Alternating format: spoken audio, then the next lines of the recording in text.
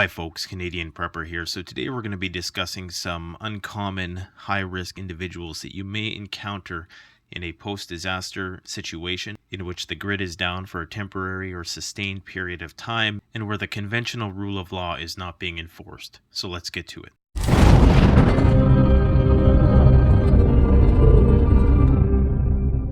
Alright, so of the many personality types and attitudinal dispositions, demographics of the people that I'm going to discuss today, chances are the overwhelming majority of mankind is going to be included in these high-risk categories. Even I might fit into some of these categories under the right circumstances. Something I should get clear right from the get-go is just because I'm talking about these people as potential high-risk people, that doesn't mean they necessarily need to be avoided altogether.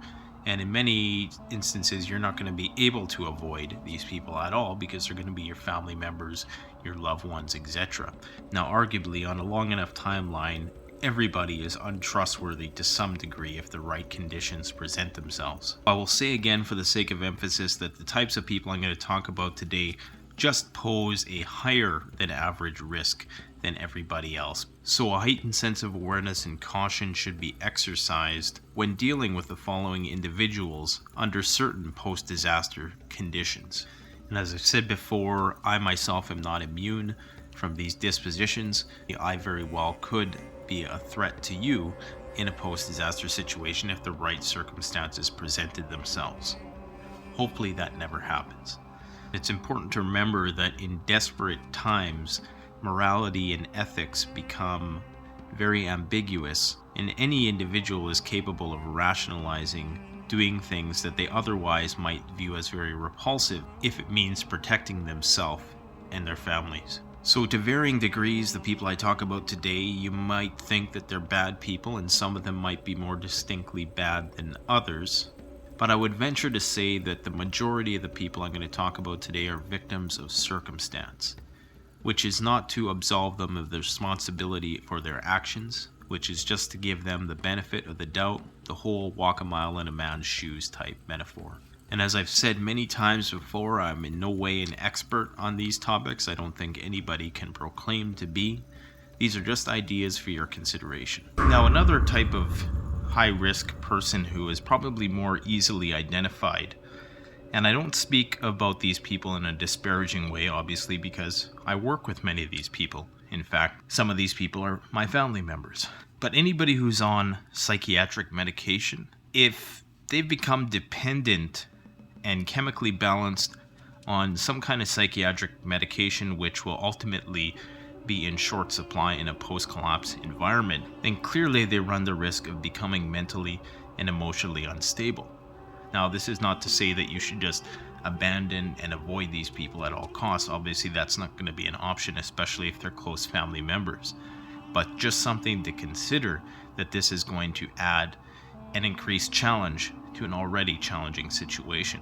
So whatever you can do beforehand to support these types of people in making progress with their mental health, which doesn't have them relying on psychiatric medication to maintain neurological homeostasis, I would strongly recommend that you do that. In the same vein, people who are perhaps not medicated, but arguably should be seeking some form of psychotherapy, like people who are highly emotionally unstable, people with severe anxiety issues, people who are easily stressed. These people also might be a risk for obvious reasons, where you need people to keep their cool and make calculated, rational decisions, especially if you have to put these people behind the trigger.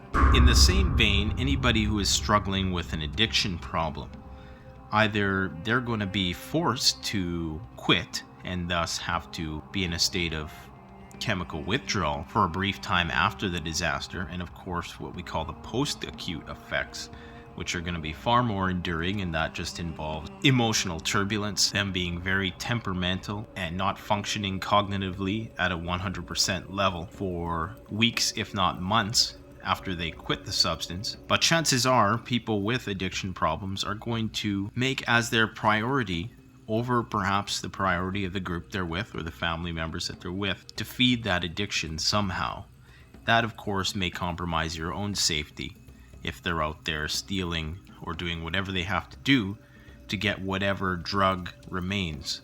Having worked with people with addiction issues for a long time, and they'll tell you this more than anybody else, is that they're very good con artists when it comes to lying to get their fix.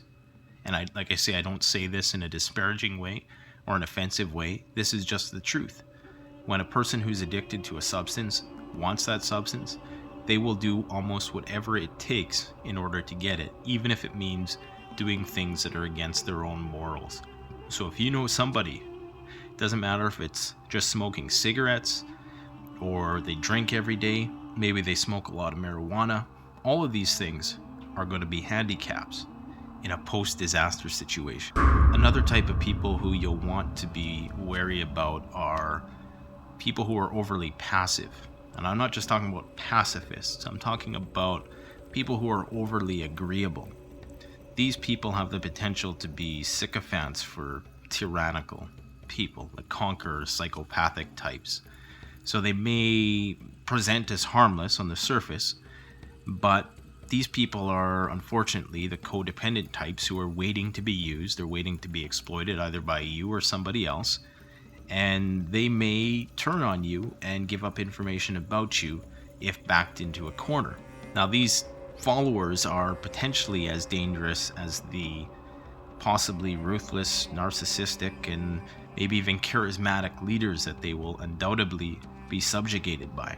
So these people may not necessarily be bad people or have bad intentions, but inadvertently they'll be lapdogs for people who do, because they don't know how to assert themselves. Another type of person that you'll want to worry about in a post-disaster situation is people with unwarranted faith in government and authority.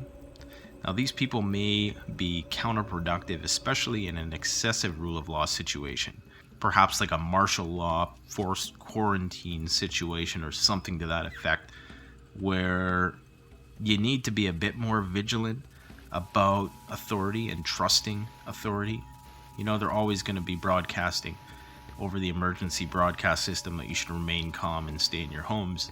But anybody who's been a prepper for some time knows that sometimes you have to think for yourself, and you can't put blind faith in these authority figures all the time.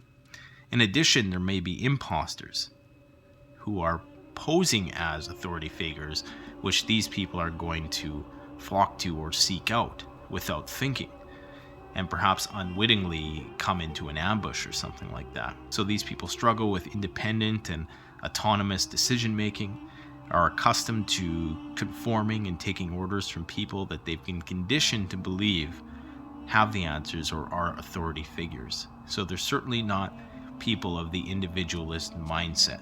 They're very trusting, overly trusting people. Now, another group who is potentially most people on the planet Earth is anybody who has children who are deprived of basic needs.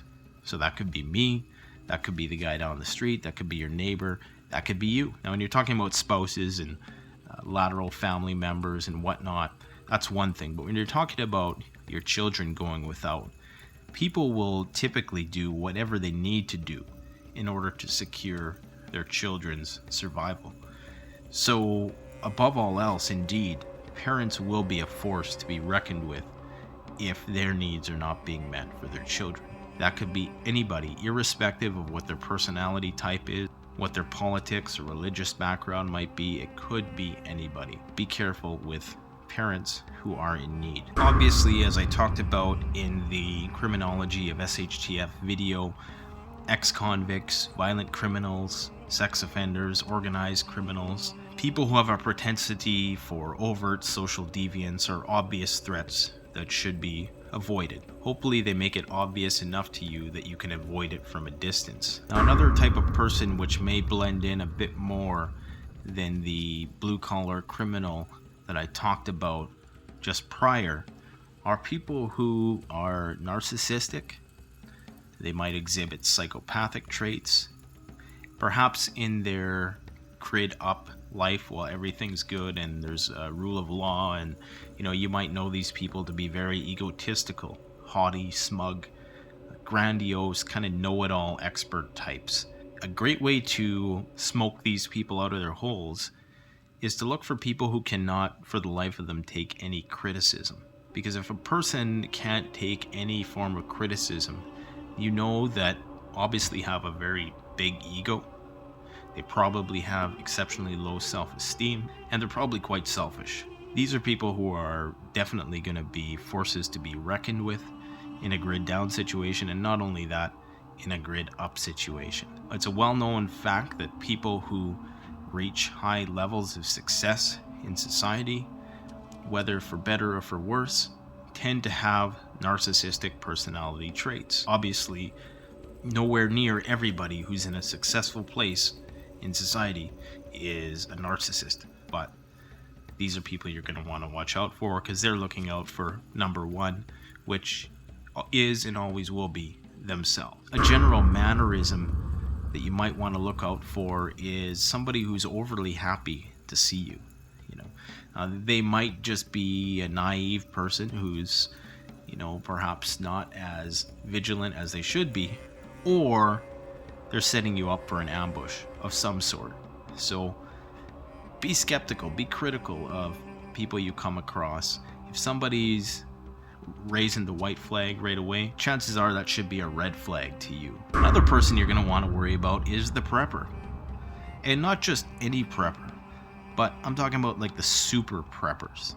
Especially the ones who I'm going to talk about in a bit are the gun aficionado types who are overly focused on the militaristic aspects of preparedness. I'm not saying that they're all bad people, like all of these people I'm talking about here today. I'm just saying that use your instincts, be careful. I'm more talking about the prepper who revels in the notion of societal collapse. Now, most won't ever admit this. Myself personally, I don't at all hope for societal collapse just so I can use all my toys, because having done enough of these after the collapse videos, I fully comprehend the dark reality that would entail, that I would not want for myself, especially my family. But there are certain people out there, possibly more so lone wolf types, who do want the big reset. And they'll openly say that they want the big reset. Now, I more than anybody understand the reasoning behind that to some extent. That, we're on a certain trajectory right now which is unsustainable. We do need change on some level in order for this species to keep on evolving. But some people are very quick to want the reset without considering all the nuances of said reset. Other people in the same sort of line as the narcissist or the control freaks, the micromanagers, people who just have to have everything a certain way. You probably know them because you probably work for one of them. Be very careful with people like that, especially the highly ambitious ones who really want to get ahead in a way which is very selfish and just for themselves and not really for the greater good at all. There's potential for backstabbery there, of course. Another type of person you might want to look out for is somebody who works in any sort of sales, be it real estate, automotive, retail. Now, I'm sure I have 1,001 subscribers who work in these areas, so no, I'm not singling you out, but even you would admit that you're probably very well versed in the social psychology of persuasion and deception, whether you've had formal training or whether you've just learned it by experience. So you do need to be very vigilant around people like this who have those acting skills, and they can put on a good public face. Other people to be mindful of are the high maintenance beauty queens who are very superficial. They require a lot. They're very grid dependent. They're from the spoon-fed house on the hill, very pampered lifestyles, spoiled and very demanding. These people are going to be problematic. When SHTF, chances are they're going to gravitate towards the nearest alpha who can provide these things to them.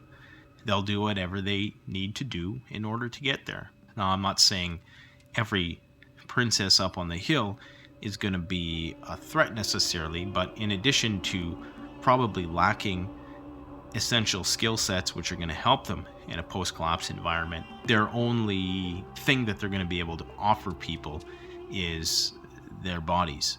So they could potentially try to use that against you. And that comes to the next category of people I want to talk about, and namely it's women being a threat to men. I suppose men could be a threat to women in this instance that I'm going to talk about, not in just a physical coercive sense, but the threat that women pose to men is the prospect or promise of intimacy and romance. And that has been the downfall of many men throughout the ages. And no, I'm not a MGTOW person. I don't necessarily endorse that philosophy. The truth is that women have the capacity to hold exceptional amounts of mental and emotional power over men. And women can, of course, also be exploited towards this end.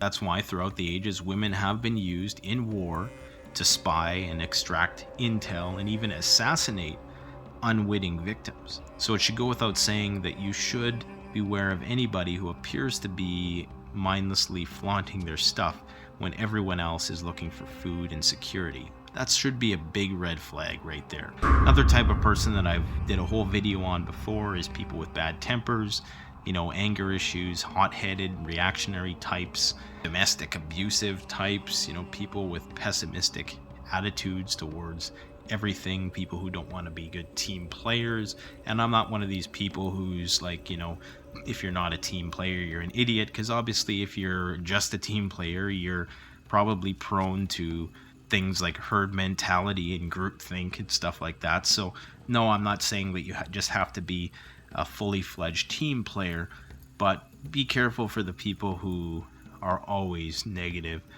Chances are they got some deep-seated psychological issues as well. As I talked about before, the gun aficionados or the overzealous militaristic types who are only concerned with the firearm component of prepping, they deserve a second mention, because indeed these people are going to be problematic.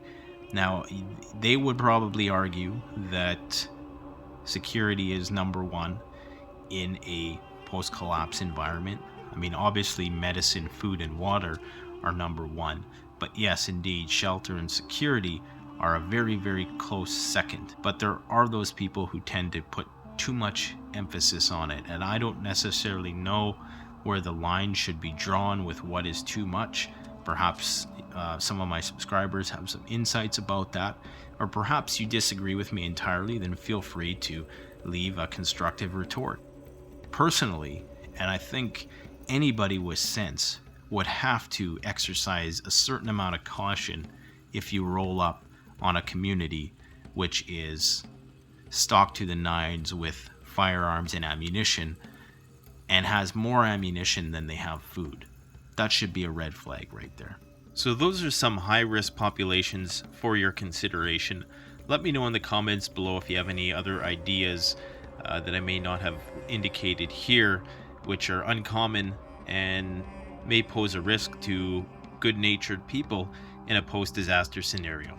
Alright, thanks for watching. Don't forget to like, comment, subscribe. Canadian Prepper out.